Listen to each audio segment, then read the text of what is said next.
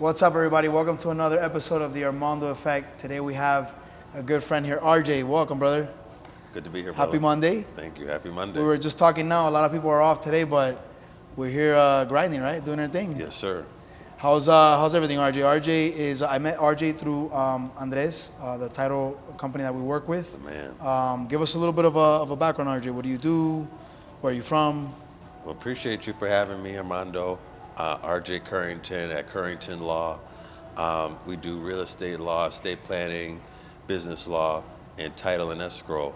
And things have been great. We started in Chicago and have expanded to Florida, the beautiful Sunshine State, and life's been good. We're just building and growing and trying to see how we can help out realtors, lenders, and buyers and sellers.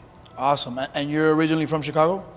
Chicago, Indiana, Yeah. right in that area, a small town called Dyer, and then went to Virginia actually to play ball at this school called Oak Hill, which was like this crazy good basketball school, and then got a scholarship to play basketball at DePaul University in Chicago, and so went back to the Midwest and haven't left since. But Just kind of stayed there after. Stayed there after, but now I'm here.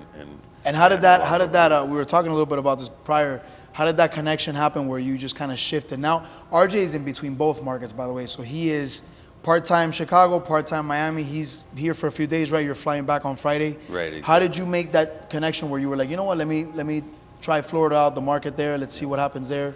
Well, admittedly, Armando, it was so cold in the winters. I just had enough of it. It was like sub-zero weather. It's cold out there, snow. huh? It was crazy. It's bad, It was bro. crazy. And, saw my clients from Florida who were coming to Chicago, and then Chicago clients that were wanting to come to Florida.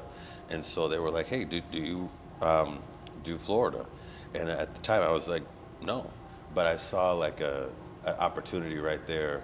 There were a lot of clients that needed that Kind of had the service. idea, like it was like a shift at that point, like Exactly. a perspective shift. Okay. Exactly. Okay. And you have you done any other market outside of Miami, or you're more so on the South Florida, Miami market? South Florida, Tampa, all over. We're agnostic, but have been focusing on South Florida. On South Florida? Yeah. How is, like, what would you say is it a big difference between, let's say, Miami and Chicago? Some big difference in clients, closings. Yeah, the way it's different. The attorney has they do a lot of what the title company in Chicago does. Title searches, lien searches, getting the estoppel letters from the condo association, handling the wire and the escrow. The attorney does that. And In Chicago? no, here. Here, okay, I got you. In Illinois and Chicago, the title company takes care of a lot of that stuff for us. Well, mainly like the escrow piece, but getting the some of the similarities are getting the HOA documents, the bylaws, the just budget financials, all those things. We would still get that along with the payoff letters for mortgages for the seller. Things like that. So it's like kind of the same process. It's just little differences. Slight little slight shift. differences here and there. Is the condo market, because, for example, I know here in South Florida we have a big issue with that now. Yeah. Especially like with reserves. After we had the incident with Surfside, I'm sure you've heard. Exactly. Is Chicago similar to that, or is it more clean? Are budgets more balanced? Is it a little bit cleaner when it comes to the condo side? That's a great question. It depends on the condo, but not as intense. Like you said with Surfside, there was the crazy Big deal here. Just like redoing of all those things that were put aside and having all those reserves needing to be met right away. And so, that's the difference from Chicago and here. There isn't like that reserve problem. You don't have the reserve issue. Mm-hmm. It's funny because a lot of people ask me about the condo market, right? Yeah. Whether or not they should invest in it. Obviously, there's a lot of special assessments that are being passed right now Right. to mediate that reserve situation from all the openings that happen from Surfside. But I think that Miami is still up and coming, right? Oh, Believe yeah, it or not. Definitely. We still have, when you look at the city and you look at cities like New York and LA, right? Uh-huh. We still have a long way to go. right? And there's still a big migration of people coming this way, which I think in the next few years is only going to get, better and better. For sure. So right now, when people ask me about condos, is it a good time to buy? I would say yes, because of the special assessments, you're able to get a cut on the price, right? Yeah. You're able to get a good deal. A lot of times the seller covers the special assessment. And once it rebounds, let's say in the next 5, 6, 7 years, people are still going to want condos in Miami. Wow. Who doesn't want a condo in Brickell Exactly. with the views that they have and all that stuff, So there's like a lot of uncertainty, and a lot of people are kind of like skeptical. Oh, the should I get in or should I not get in? But I always tell them that right now is a good time because of that leeway, that leverage that you have to be able to get a crazy good price, especially if you're buying all cash. Yeah. You're buying all cash, you can get an even better price. So yeah, they are longer on the market for sure. Condos are longer on the market but as it is, the real estate market is that way. It's most properties are, the average time on the market has increased, in the last few years. Is Chicago also kind of experiencing that, where you see that the average days on market per property has gone up? Not like here. Okay. But your perspective about taking advantage of the opportunity that you have, that buyers have and sellers have, that's a game changer. Game changer, because brother, it's for sure. like it's one of those moments where it's a once in a lifetime. Like we Exactly. probably won't see something like what we have now with the condo market Exactly. ever. So it's like how you view it. So how have you been telling? And people to it's look at it? taking a disaster, maybe let's say like a failure, Yeah. and using it for an opportunity, 100%. right? And we were having this conversation prior to starting the podcast, how sometimes how you view things, the perspective is important, right? Like Yeah. you have a listing, the listing is maybe not the nicest listing, but guess what? There is like, I was reading a stat, like something like 60-70% of agents right now have 0 listings. Wow. So just the fact that you have one, right? Even if it's an ugly listing, Yeah. if you kind of shift and maybe get your seller to be a little more realistic on the price, Yeah. and you're able to move that, then if you can move an ugly listing, you're gonna move a pretty one. You know what I mean? Easily. So we were talking about that, right? Like just being positive overall. I think that's something that in our industry we need. For sure. Because Yeah. there's a lot of stress. I mean, A lot of this is a stress. stressful industry. Very stressful, man. And the client is just so anxious. Yes. Like we kind of like therapists. Like you probably feel that way We're too. kind of like therapists. It's funny you mentioned that. We did an episode last week. I haven't dropped it yet. We talked about just that. So that one's going to go prior to this episode, but we talked exactly about how our role is not only to be like closers and help the clients and salesmen, but we're also therapists, right? Like clients For sure. confide in us a lot of, it's like big transactions. Huge. You know what I'm saying? So Biggest in their life. the biggest in their life for Both many the people. buy and the sell. Exactly. Yeah. So you see that as well, like on your end, you see a lot of stress Oh when my it comes God. to the clients, right? Extreme. Any crazy stories like that you've had, like at closing, where a closing's falling through last minute? Right. I mean, like right now, it's like an international one where out of country seller is selling, and she can't see what's going on because She's not here. She's not here. Right. And so with that, it's the FIRFTA, the withholding of 15% of the proceeds. Can you explain a little bit of the FIRFTA so for the people that don't? For sure. Yeah. So for the FIRFTA, if you're out of country, just basically you have to withhold 15% of the proceeds for about a year to the IRS, and then the IRS gives that back to you after the year.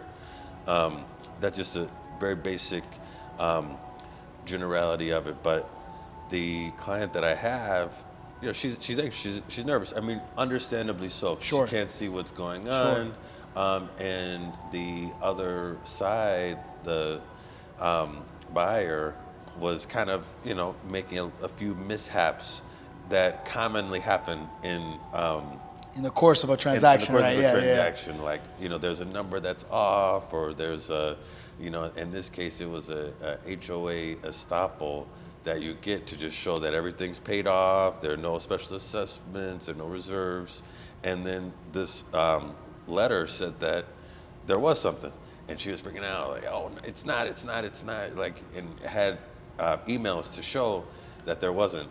And so the fact that happened, it was causing a lot of anxiety.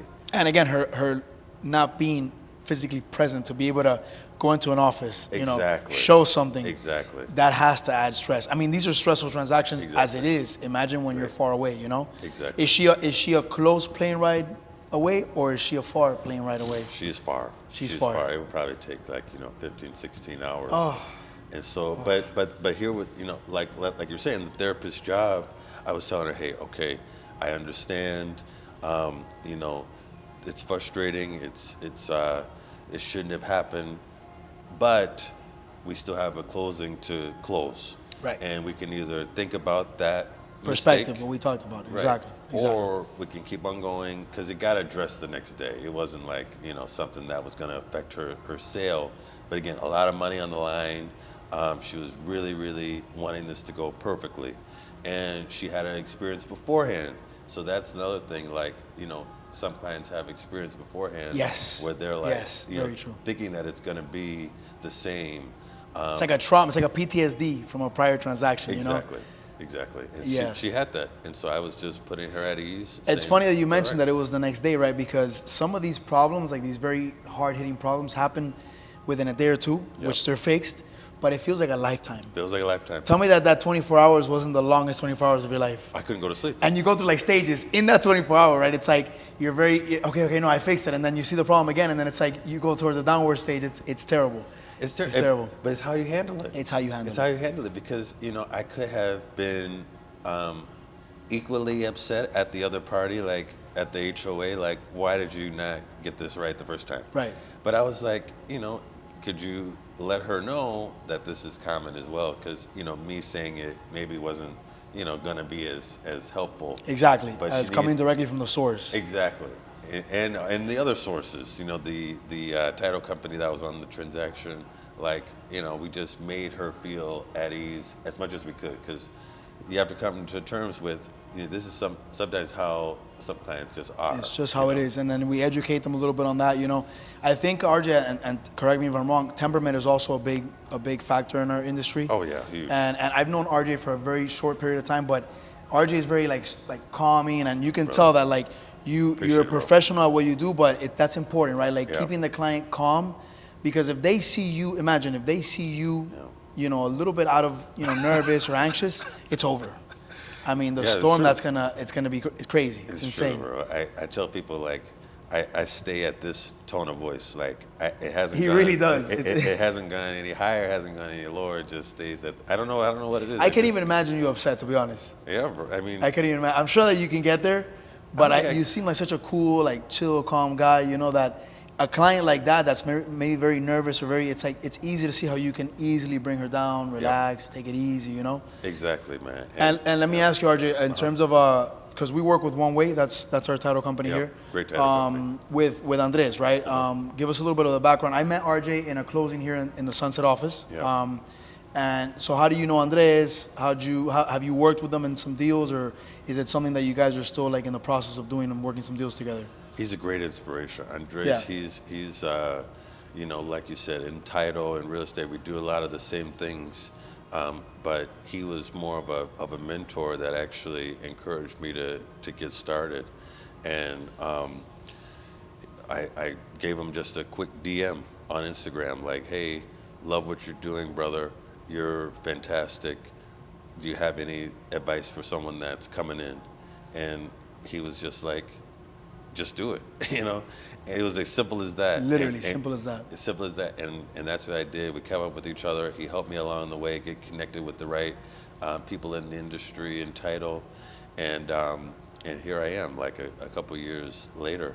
But yeah, he's really just been that inspiration. And when we met, I'm just so glad that we met because it was like, hitting it off. You guys click right away. Well, this is amazing. Well, I'm saying with you. Oh, with us, yeah. With him, it clicked right away too, but with you, it clicked right away. Right away, brother. And the people that you all work with, and so I'm just happy to be meeting people. It's like been yourself. great, brother. It's been great, and 2026 is going to be an amazing year.